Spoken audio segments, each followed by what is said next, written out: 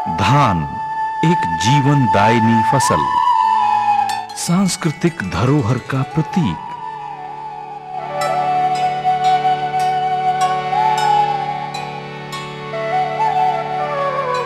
ये भारत की 2/3 आबादी सहित विश्व के 1 अरब से ज्यादा लोगों के लिए खाद्यान्न का रूप है। धान की खेती आज भी ग्रामीण क्षेत्रों में रोजगार और आजीविका का प्रमुख स्रोत है। विश्व के दूसरे सबसे बड़े धान उत्पादक के रूप में उभरे भारत देश में कुल खाद्यान्न उत्पादन का 40% योगदान धान के रूप में है।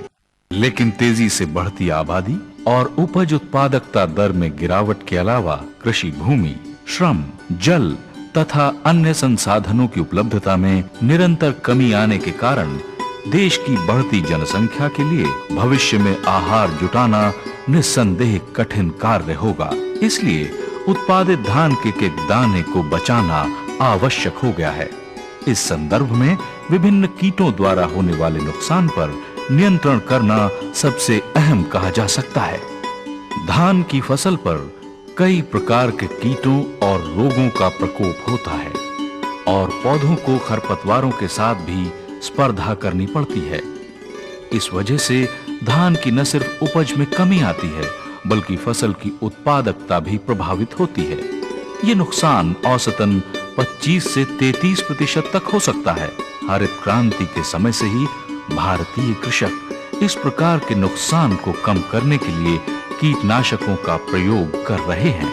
देश में खपत होने वाले कुल कीटनाशकों में 17% का इस्तेमाल धान की फसल में ही किया जा रहा है। दुर्भाग्यवश कीटनाशकों के अंधाधुंध प्रयोग के कारण कीटनाशकों के विषाक्त अवशेषों की मात्रा दानों, पौधों, मृदा, जल और वायु में पाई जाने लगी है, जिससे मानव, पशुधन और अन्य जीवों के स्वास्थ्य पर बुरा प्रभाव पड़ने की समस्या खड़ी हो गई है। इस कारण कीटों के विभिन्न प्राकृतिक शत्रुओं की जैव विविधता में भी गिरावट देखी जा सकती है, जिससे द्वितीय प्रकार के कीटों के अलावा कीटनाशकों से उत्प्रेरित प्राथमिक कीटों का भी दोबारा उद्भव देखा जा सकता है।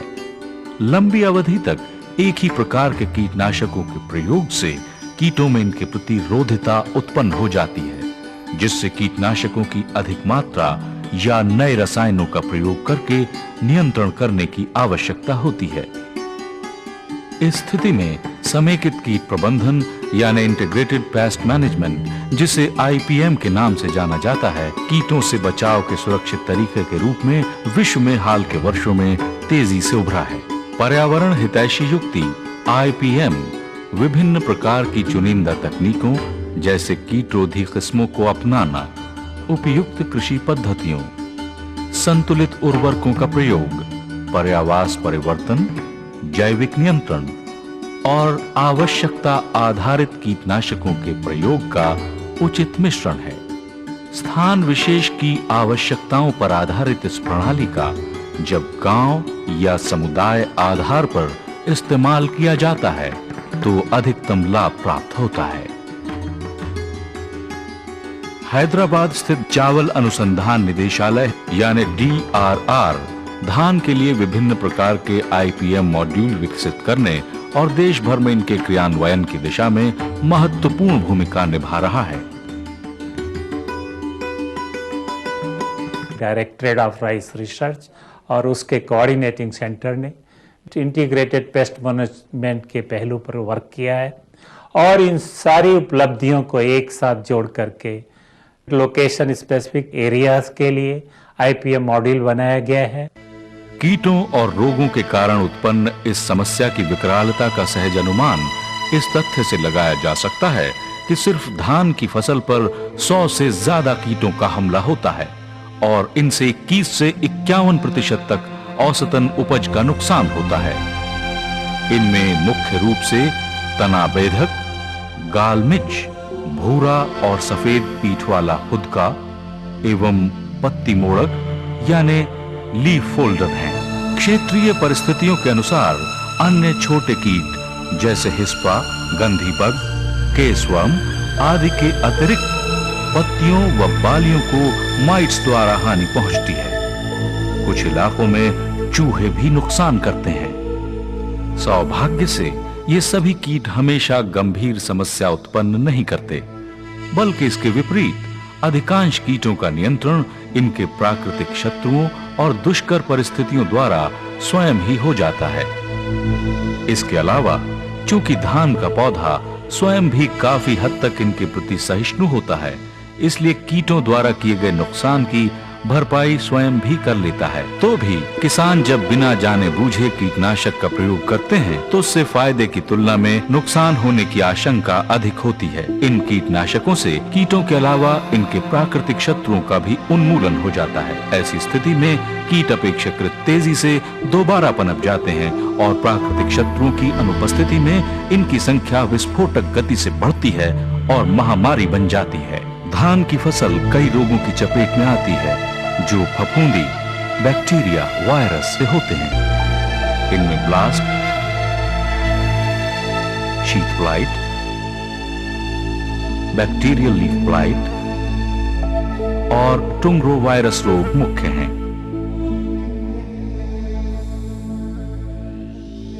हाल के वर्षों में फॉल स्मट और दानों का रंगहीन होने की प्रमुख समस्या उभर कर सामने आई है।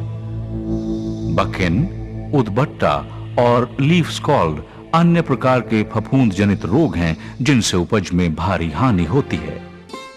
इसी प्रकार खरपतवारों की वजह से धान की फसल को पोषक तत्वों, जल, स्थान और सूर्य के प्रकाश के लिए संघर्ष करना पड़ता है।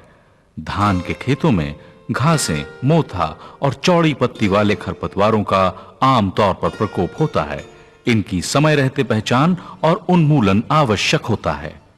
आईपीएम मूल रूप से स्थान और परिस्थिति विशिष्ट प्रणाली है और इसके प्रयोग के लिए जानकारी होने के साथ प्रबंध कौशल के गुणों की भी आवश्यकता पड़ती है। इसीलिए इसमें कृषकों के समूह को शामिल करके समुदाय आधारित दृष्टिकोण पर ज्यादा जोर दिया जाता है। आईपीएम के लिए बुनियादी रणनीति फसल की बुआई से पहले बना लेनी चाहिए, जिसमें परिस्थिति के अनुसार बदलाव का प्रावधान हो सके। इस स्तर पर मुख्य कीट पर ध्यान केंद्रित करने की नीति भी एक विकल्प हो सकती है। कृषकों को किस्मों के चयन में स्थानीय कीटों एवं अन्य समस्याओं को अवश्य ध्यान में रखना चाहिए। विभिन्न पारिस्थितिकियों के लिए उपयुक्त कीटों और रोगों के प्रति सहिष्णु धान की कई किस्में खेती के लिए जारी की गई हैं। इनमें से 51 किस्में गॉलमिज रोधी, 25 ब्राउन प्लांट हॉपर रोधी, 2 किस्में ग्रीन लीफ हॉपर रोधी और 2 किस्में व्हाइट बैक्ड प्लांट हॉपर रोधी हैं। इसके अलावा ब्लास्ट यानी झुलसा रोधी 250 से अधिक किस्में, बैक्टीरियल लीफ ब्लाइट और टुंगरो वायरस रोग की प्रतिरोधी 70 किस्में भी विभिन्न पारिस्थितिकियों के लिए किसानों को उपलब्ध कराई गई हैं।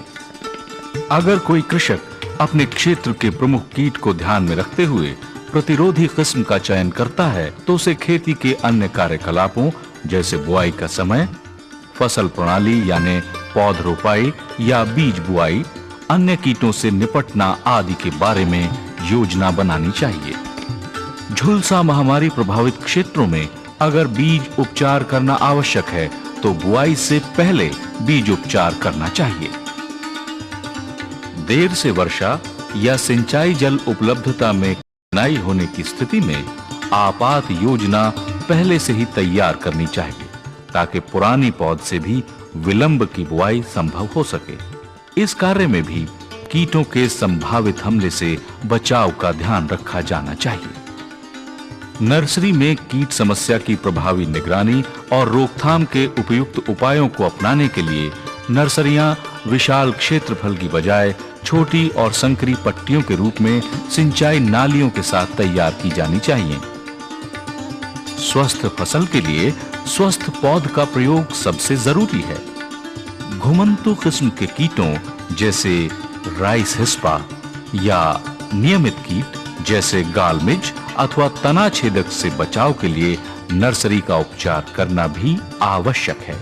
आसपास के खेतों में तना छेदक या गालमिज के प्रारंभ से ही जमाव की स्थिति में पौध निकालने से पहले नर्सरी का रासायनिक उपचार काफी किफायती विकल्प हो सकता है। किसी भी प्रभावी आईपीएम कार्यक्रम की सफलता के लिए समय समय पर कीटों की निगरानी करना आवश्यक है। इस प्रकार की निगरानी जितनी ज्यादा बार और सटीकता से की जाएगी, उसी अनुपात में आईपीएम का लाभ ज्यादा मिल सकेगा। इसके लिए वैज्ञानिक नमूना संग्रहण विधि अपनानी चाहिए। कीट निगरानी से प्राप्त सूचना संख्यात्मक और गुणात्मक रूप से बिल्कुल स्पष्ट और निश्चित होनी चाहिए, जैसे प्रति इकाई क्षेत्र अथवा पौधों पर कीटों की संख्या और प्रति इकाई क्षेत्र में प्रभावित पौधों की संख्या आदि। इस जानकारी से कीट हमले के वर्तमान स्वरूप और कीट सघनता में भारी बदलाव का भी अनुमान लगाया जा सकता है। आर्थिक नुकसान की सीमा या ईटीएल के मान से संकेत मिलता है कि किस उपयुक्त समय पर कीट नियंत्रण उपायों की शुरुआत की जा सकती है, ताकि कीटों की संख्या में इतनी ज्यादा बढ़ोतरी न हो कि आर्थिक नुकसान को बचाना मुश्किल हो। विभिन्न कीटों और फसलों की स्थिति के अनुसार मानक किस्म के ईटीएल मानक उपलब्ध हैं। इन्हें मार्गदर्शन के लिए प्रयोग किया जा सकता है और कृषकों के अनुभवों के अनुसार इनमें परिवर्तन भी किए जा सकते हैं। इसके लिए कुछ मानकों का भी विकास किया गया है, जो बताते हैं कि कीटों की संख्या और उनके प्राकृतिक शत्रुओं की उपलब्धता के अनुपात के आधार पर किस समय कीट नियंत्रण उपाय किए जाएं। आईपीएम का मूल सिद्धांत है कि रासायनिक कीटनाशकों से कीटों से बचाव करने का प्रयास करना उचित नहीं है। इसके अनुसार कृत्रिम रासायनिक कीटनाशकों का उपयोग आवश्यकता आधारित और अंतिम उपाय के रूप में ही किया जाना चाहिए। हालांकि अन्य प्रकार के कीट नियंत्रण के पर्यावरण हितैषी विकल्प भी उपलब्ध हैं। इनमें तना छेदक के विरुद्ध फेरोमोन ट्रैप और लीफ फोल्डर के नियंत्रण हेतु ट्राइकोग्रामा को खेतों में छोड़ना इत्यादि हैं। इन कीट नियंत्रण उपायों की आर्थिकी को समझने के लिए वास्तविक मूल्यांकन करने की जरूरत है। जब कीट प्रकोप आर्थिक नुकसान की सीमा को पार कर जाए और अन्य सभी कीट नियंत्रण उपाय असफल हो जाएं, तभी फसल की रक्षा के लिए रासायनिक कीटनाशक प्रयोग उचित कहा जा सकता है। रासायनिक कीटनाशकों के प्रयोग से पहले कुछ सावधानियां बरतनी जरूरी होती हैं। वे हैं, विशेषज्ञों से परामर्श लेकर ही परिस्थिति के अनुसार सर्वाधिक उपयुक्त कीटनाशक का चयन करें। कीटनाशक का सही मात्रा में प्रयोग करें। छिड़काव करने के लिए कीटनाशकों की निर्धारित मात्रा समुचित जल में मिलाएं। कीटनाशकों का छिड़काव करते समय शरीर को ढककर रखें। दानेदार कीटनाशकों के प्रयोग के समय खेतों में पानी का उचित स्तर रखें।